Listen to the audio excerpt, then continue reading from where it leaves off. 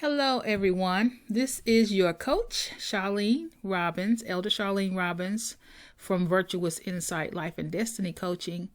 I am so happy to make acquaintances with you once again on this video. I wanted to go ahead and record our session for this month, just so that we'll have a reference. The Lord laid it on my heart to have something a little more tangible for you to refer back to, especially since, we have a little more time on our hands and you can really pay attention to the details of our sessions.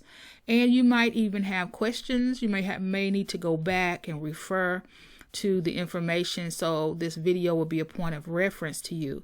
I'll make it available on the Virtuous Insight YouTube page. You may not even know that we've had one for a while, but we do. And I'll make it available. I'll try to do that each time that we meet, whether it's via here or another way, so that you'll be able to go back to and reference the material that we cover, because it's so important that we make sure that we stay focused on our dreams and our visions and what God has placed in our hands. Remember that we are His hands on the earth, and that He is very, very important. And just make sure that you keep that dream as important as He is, because He gave it to us to carry out.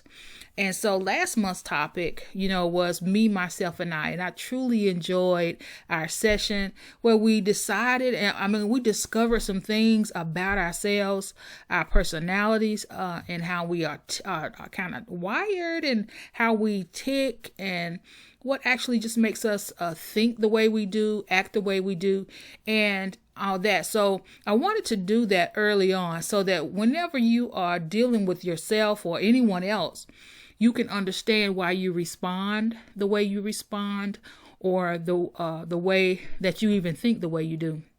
And so it's important. That's very important. Another level of this will be where we start to decide about teams for our dream. Maybe you have to decide on a board for your nonprofit, or you have to select some staff or whatever. So it'll be great for you to understand how you tick and where your strengths and weaknesses are, so that you will know how to select those people who can be the strongest on your team and help you out as you lead. And so, of course, we understand that knowing ourselves helps us to know how to deal with people. And so that's what we're going to talk about now. What do we do with that information? How do we use that information in dealing with our groups or our teams and all that? So what I'm going to do is just kind of build on what we talked about, and we're going to talk about how to use this when catching your dream. It's talking about me, myself, and I. You're going to see yourself again here.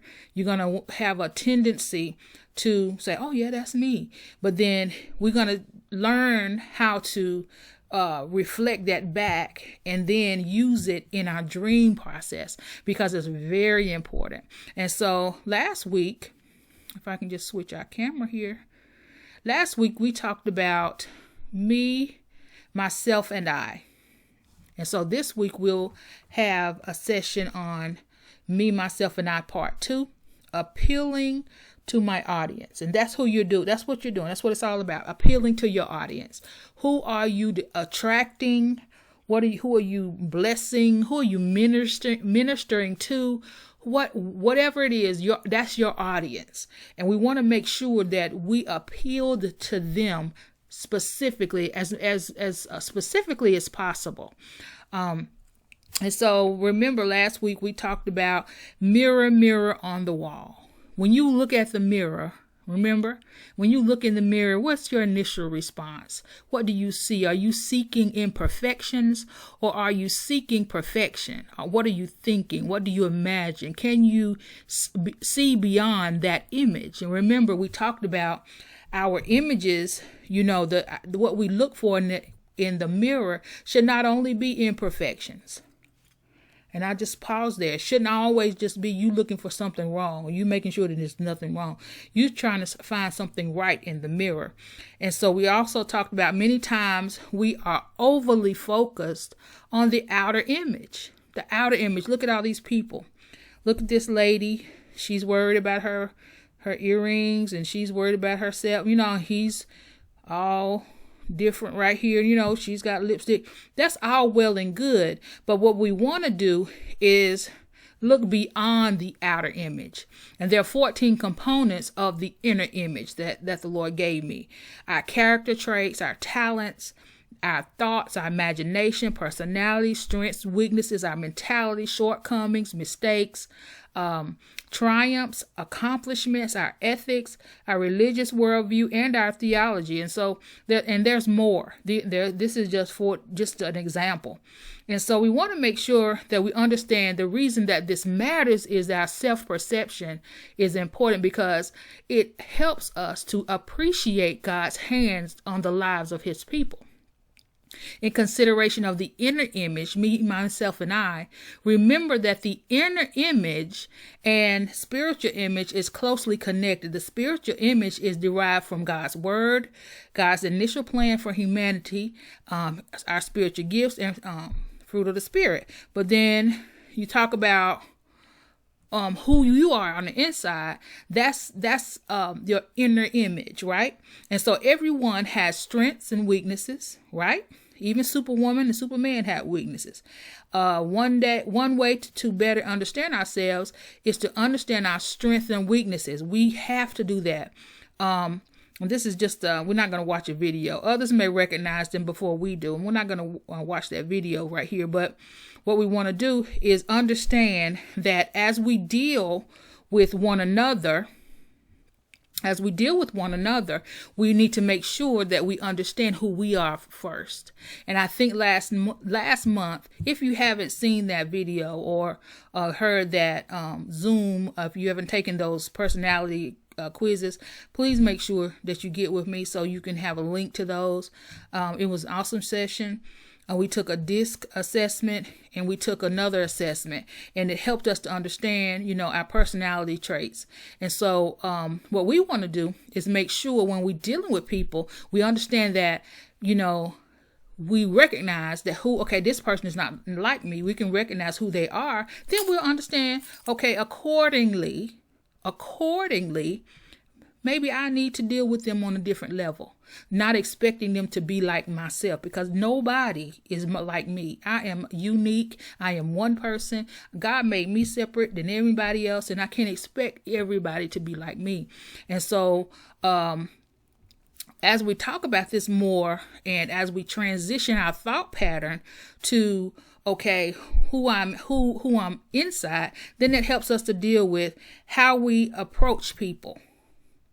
3 kinds of aims for 3 kinds of maximum impact. So anytime you're dealing with anything, you want to make the maximum impact. And I know that you do. Maximum impact just means that you have the most impact. Sometimes you only have one chance with whomever you're dealing with, whether you're selling Avon or selling paparazzi, or you're ministering to people. You may never see this person again. So you want to have maximum impact. And so to get maximum results. And then you have to have an aim for this conversation. Conversations are so impactful. They're so important. And so once we understand that, I think that the maximum impact will happen. We have to make sure that we have an educational aim. What are you teaching this person? Appeal to their intellect. That appeals to their intellect. The inspirational aim appeals to their human emotion, and a motivational aim, it just appeals to their human choice. Remember, inspirational and motivational are not the same thing. They are 2 different words, of course, and then they're 2 different approaches. If you're trying to motivate someone to do something, then your approach will be different. You understand that you have in your audience, you have many different types of people. And so I want us to understand the different type of people we're dealing with. So think about a cake. let's pause a little bit and slow down. Think about, I don't know if many of you cook or bake cakes and all that. However, what I want to make sure is that I know that you have heard about it. What does it take to make a cake? So let's pause this video and think about all the steps. And think about all the steps it takes to bake a cake. So go ahead and pause this video and just ponder that. I'll give you a second. And so hopefully you took some time to go back and think about that, because I think it's pretty interesting when you start thinking about things like that and you say, well,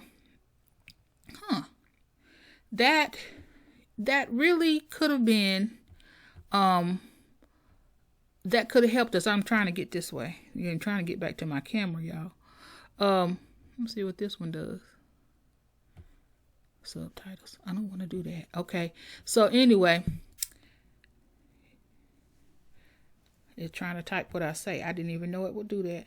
Okay. So anyway, what I want us to understand is that, and when we make a cake, we do what? We go ahead and we, first of all, decide to do the cake, right? We decide that we want something sweet, or we need a birthday cake, or we need whatever. And then we're either going to make the cake ourselves. This time, we're going to make the cake ourselves. We could go purchase the cake, which is easier. But this time, we're going to make the cake. And so think about the steps. We have to purchase the flour. We're going to have a homemade cake. Maybe we would purchase the baking soda. If it's a chocolate cake, you'll need some cocoa. You'll need all the ingredients that go there. The eggs, the salt, whatever goes into the cake. I don't know everything like that. But then you're going to need some shortening of some type. You'll need a pan. You'll need the icing. You'll need an oven. You need a bowl, a mixer. Everything that happens when you make a cake. Think about that. Those of you who cook will understand. You probably say, I missed some things. But think about it. So at the end of the process, your cake will look like this one on the screen. Somewhat like this. It may not look this pretty, or this beautiful little cupcake that's made here. It may not be that good, but it'll be edible. It'll be digestible. It'll look like a cake, and it'll be a little cake. And so as we're doing that, I want you to just continue to think about that. And so remember, everyone is different. All of our students, or all of our whoever you're dealing with, your clients, I have students here. They have different personality styles, just like you did. And understanding them will help you to make a more meaningful impact on their lives. Even if you are only selling them some type of product, that's going to impact their lives. It's going to make them look prettier. If it's jewelry, or Avon's could even, you have so many different products there. That's going to impact the life of those people.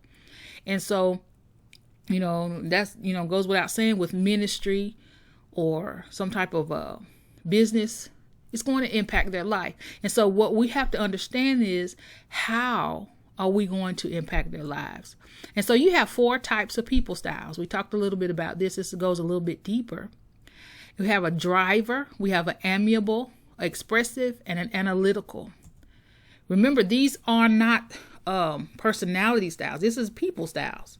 Everybody in the in our community, they're divided into this type of. They're one of these, and so the driver style. Think about this: is fast-paced, decisive, compulsive about decisions. Great time management. They're go-getters. They're focused on the outcome, less on details. purposeful, serious / intense. They concentrate on present moment. They get to the point quickly. They are tail oriented. They're going to tell you what's going on. Make strong statements, and they're very blunt. Sit task oriented, and then not people oriented. And they're not good listeners. These people are the doers. They want to just get something done. And I'm sure you know a whole lot of people like that. This is not so much as, okay, that person, this is how they act. This is their actions. And so when you're choosing a person to be on your team, or you're dealing with them in if they're receiving your ministry or your product or whatever, they're not going to want to hear, this person not going to hear a long detailed description of what that is. They're just going to want you to hit the points, and then they're going to be done with you. You don't have but a certain window of time. Okay.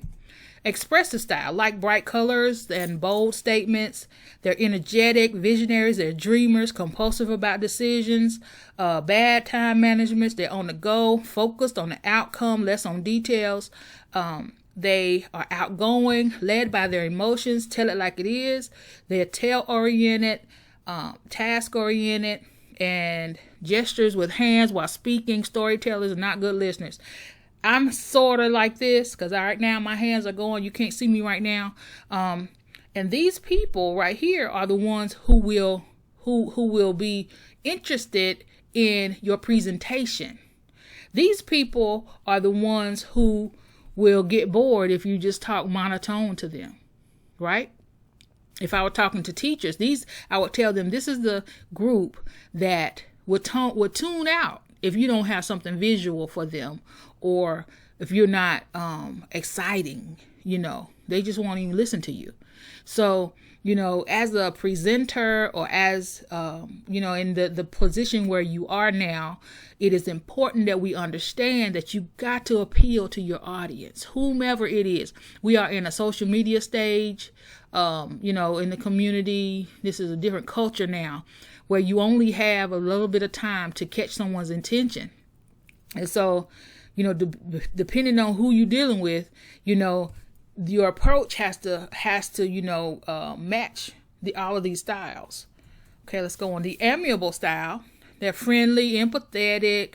They're easy to work with. They're great time managers. Quiet, relaxed, real low key, peacemakers, maintainers. They're slow to anger, slow decision makers, tail-oriented, never make a strong statement, people-oriented, good listeners, great encouragers. This sounds like my husband. He's friendly, takes him a long time to make a decision. Sometimes I'm like, do you want hot dogs or do you want a hamburger? And it's like a long decision. I'm like, my goodness, it's just a hot dog or a hamburger. And so most of the time I just jump in and just make the decision for him. So you see, I'm not this person. So you may know people like this too. Now think about this as you're dealing with them in your area of expertise. This person would be hard to make a decision on what they're going to purchase, if they're going to make a decision in life, if they're going to make a decision about, what color. They probably take a long time to get ready in the morning to, with their clothing, everything. So think about that, all right? And then the analytical person is somewhat like that, but they're a little bit more drastic. This person is a perfectionist. They prefer quality over quantity. They want it to be correct.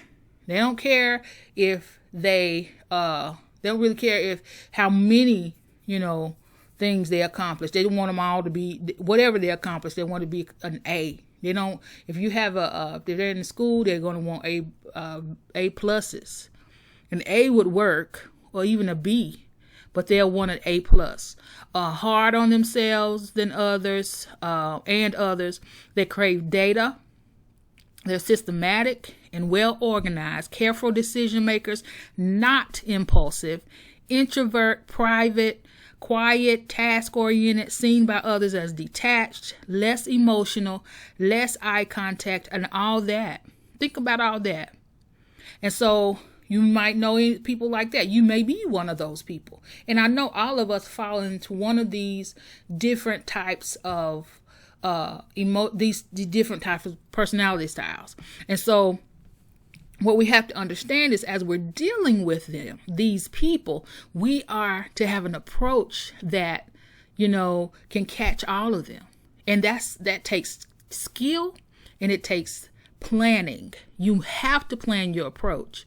That's how you get marketing professionals. That's how you get people who really do, they really study people. This is sociology kind of things. And so as we are dealing with people and we want them to buy in to whatever it is you're doing, and all of us do, we want people on board. We have to make sure that they understand how we are, what we are presenting, and we have to understand them enough to even invite them in so that we can catch their attention. You understand? And so we got to prepare your approach. You got to identify your theme. What is the theme for this night? Whatever. A lot of you guys, we're watching people live on Facebook a lot, and you got to have a theme. You got to have a theme, some type of catchword or something like that that's going to catch their attention, and so they can remember it. We got to write down our objective. They may never see it, but at some point you have to have a plan. Teachers have lesson plans, and I would say that anytime you have some type of presentation, you have to have some type of plan with it. You can't just jump up here and do it. Get your mind together, and actually write down what you're going to do. Outline the plan of action. That's just what I said. Stimulate the audience with an introduction, some type of introduction. I don't know. I was watching one lady. I always talk about paparazzi, but she was singing and man, she had us going. She was singing church songs and all kind of stuff. It drew us in. And then, she was real happy about it. You're happy about taking your money. But you didn't even know that she was taking your money. Really, you didn't care because it was a good experience. Think about how you go into the supermarket or, to one of these other types of establishments, and they have music playing. And you're singing those songs, and not even knowing that it doesn't, you're getting ready to pay, but it doesn't, the amount doesn't really bother you as much if you're that type of person. And then you're going to choose this effective activities. Choose something effective. Don't always come the same way. Make sure that if you have a presentation, or you have a time to talk to people, or you are, going to school or whatever, you got to speak in front of people. Make sure that your presentation is different, it's fresh. Don't make it get stale, because that turns people off. Okay, this is your approach. You understand people now. You understand how they tick, how they work, and you understand that it's your job, it's our job to make this work and put this in practice. And so we just remember, it's the goal. You remember the cake now. It's for every student or every person or every, person that's in your group to bake their own cake. They need to bake their own cake. They need to get their own stuff together. They need to make sure that they, if they're purchasing this lotion, then they understand what it's going to do for them, that it's not just you telling them. They understand for themselves that it's going to be a good purchase for them. Or if you're doing ministry, that how is me listening to you for 30 minutes going to change my life? That's the baking of the cake. You are the instructor. You are the one who is like, okay, here, this is what's going to do for you. And you convince them that this is going to be good for them. If it's a pair of earrings, it's going to make them feel like, it's going to make them feel beautiful, all that. So I'm just saying that we as people who have been charged with this area of expertise in this area of ministry, whatever you want to call it, our dream, that's just our buzzword here. But God has really given us a charge. He's called you to this. And all of this information that we share here is valuable information. Now you know. Now you know you have the information that you need Don't take it lightly. Don't sit and just come up with something and say, oh, I'm going to do this. No. We take time, we take skill, and we take, we take care to think about it. Always get you some type of little booklet. I like this booklet. I made this. I don't know if you can read it. It might be backwards. I hope it's not backwards. It says, my purpose is my passion. See that? And so keep your booklet with you so you can have, I have some of these just in case you wondering. Have a few of those if you want one. The thing is, we want to make sure that you take some time, write it out. What are you trying to do? What's the end result? What are you trying to get them to see? That's why you don't get up and just spew out things. We make sure that we are intentional about our words. I'm working on saying the endings of my words. We always improving our presentation, improving our, what we're doing so that we're growing and that God gets the glory out of what we do. And sometimes it's a little daunting. It's a little complicated. However, God will help us. He'll help you. And what I wanted to do is just drop this, this little teaching and to help us to understand, yes, we know ourselves. We understand ourselves. That was so impactful that night. And I think that you guys really enjoyed that. Now, what do you do with it? Now we flip it and we say, okay, this is the group that I'm dealing with. We understand who we're dealing with. We'll know how to deal with them. And we'll know how to get the maximum impact. And so we're learning me, myself, and I. It may be part 3 next time. I don't know. We may go on to another subject, but I just wanted to drop this. You can go back to it to refer to it. And of course, you know that you can call me anytime. You have my contact information. You can call me for appointments. As we're here, if you have something in your spirit that you're working on, I would love to help you with it. If you just need to talk, I'm here. I haven't forgotten about you guys who are, working on some things. I'm expecting to get those action plans back. And so I'm praying for you. I'm praying for you every day. Every day I think about my dream catchers, and I think about how God is using you to make an impact and to change the world. This world needs some positivity, and you guys are helping to bring that about. Stay safe. Please stay safe. Our governor has created this catchphrase, and I like it. It says, talk about the 3 W's. And the 3 W's are wear your face mask, wash your hands, and wait 6 feet apart.